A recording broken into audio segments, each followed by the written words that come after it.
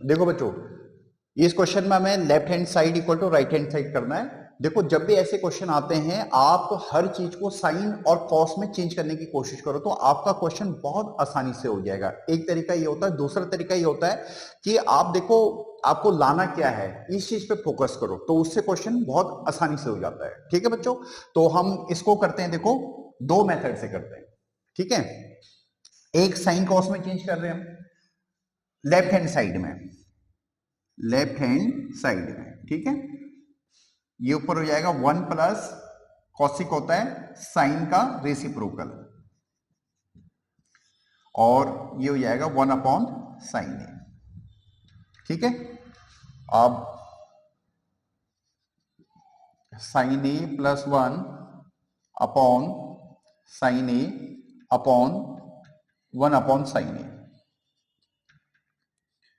अब साइन ए plus 1 upon sine ए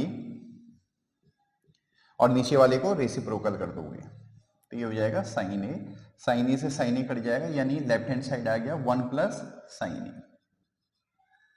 ठीक है, क्लियर है। अब देखो हमें राइट हैंड साइड में कॉस स्क्वायर ए चाहिए।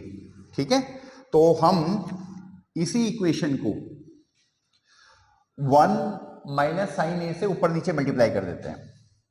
1 प्लस साइन ए को 1 माइनस साइन ए से ऊपर नीचे मल्टीप्लाई कर देते हैं।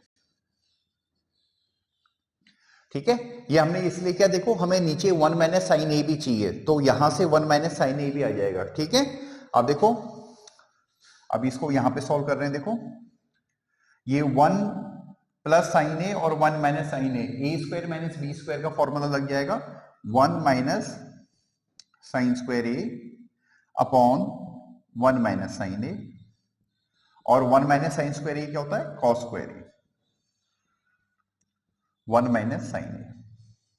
ठीक है बच्चों, तो एक तरीका तो ये था कि हम लेफ्ट हैंड साइड से चले और राइट हैंड साइड पे हम प्रोसीड कर दिया हमने। ठीक है, अब आप राइट हैंड साइड से भी चल सकते हो। देखो, तो राइट हैंड साइड से चल रहे हैं हम, कॉस स्क्वायर ए को हम कैसे लिख सकते हैं, 1 माइनस साइन स्क्वायर ए, और नीचे 1 माइनस साइन ए तो है ही, और ये 1 को हम कैसे लिख सकते हैं, 1 का स्क्वायर, तो ये ए स्क्वायर माइनस बी स्क्वायर का फॉर्मूला हो जाएगा ए माइनस बी और ए प्लस बी।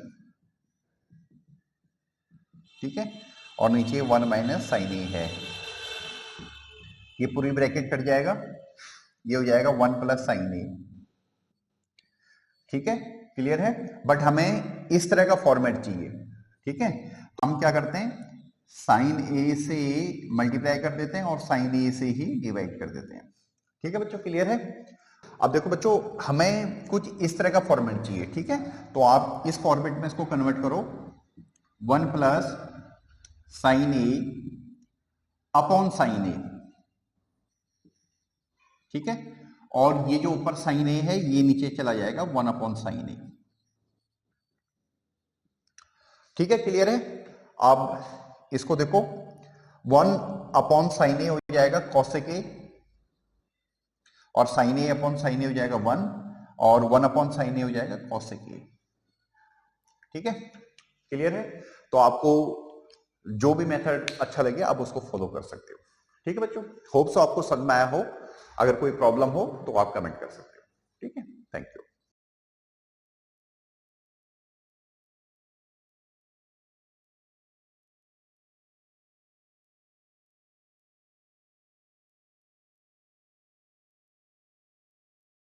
देखो बच्चों, देखो इस क्वेश्चन में हमें क्या दे रखा है, देखो बच्चों हमें साइन 2a प्लस बी की वैल्यू दे रखी है √3/2, tan a प्लस 2b की वैल्यू दे रखी है 1, और cot 4a माइनस 7b की वैल्यू हमें निकालनी है। ठीक है, इसमें कंडीशन ये भी है कि 2a प्लस b की वैल्यू ग्रेटर देन 0 है और लेस देन 90 है, उसी तरह से a प्लस 2b की वैल्यू ग्रेटर देन 0 है, लेस देन 90 है।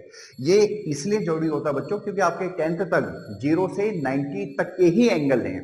ठीक है, तो बियॉन्ड नहीं जाना है आपको, केवल विद इन द रेंज रहना है, इसलिए आपको ये कंडीशन दी हुई होती है। ठीक है, अब देखो साइन 2a प्लस बी की वैल्यू √3/2 है, और जबकि हमें मालूम है साइन 60 डिग्री की वैल्यू भी √3/2 ही होती है, ठीक है।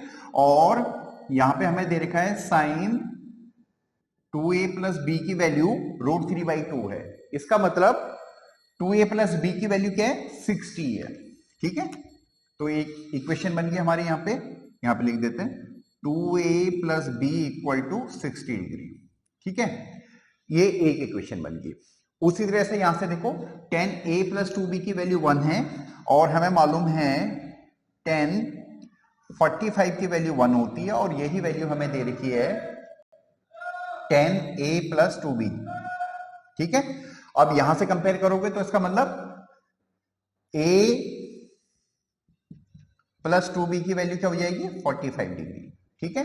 इसका मतलब हमें ये दो इक्वेशन सॉल्व करने हैं, ठीक है। इसको यहां पे लिख देते हैं a plus 2b equal to 45, ठीक है बच्चों, क्लियर है।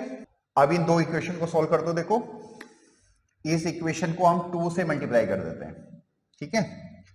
तो ये बना, ऊपर वाले तो हमने एज इट इज लिख दिया 2a plus B equal to 60 degree और इसको 2 से मल्टीप्लाई किया तो 2a plus 4b equal to 90।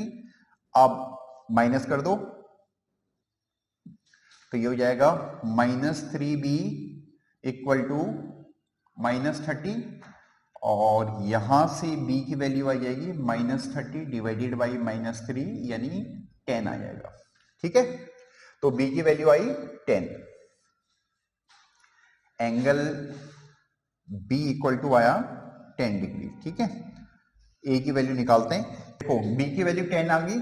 अब a की वैल्यू आप किसी भी एक इक्वेशन में सब्स्टिट्यूट कर दो, वहां से हमारे पास एंगल a की वैल्यू आ जाएगी। मान लिया हम ऊपर वाले में कर रहे हैं, ठीक है। 2a प्लस b की वैल्यू 10 है equal to 60 degree. 2a equal to 60 minus 10 that is 50 और यहां से a की वैल्यू आ जाएगी 50 डिवाइडेड बाई 2 दैट इज 25, ठीक है। तो a की वैल्यू आ जाएगी 25 डिग्री, ठीक है बच्चों। नीचे वाली इक्वेशन में भी रखेंगे तो 25 ही आ जाएगी।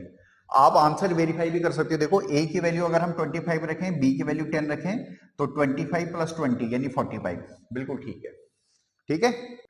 अब देखो हमें किसकी वैल्यू निकालनी है, cot 4a माइनस 7b की वैल्यू निकालनी है, ठीक है।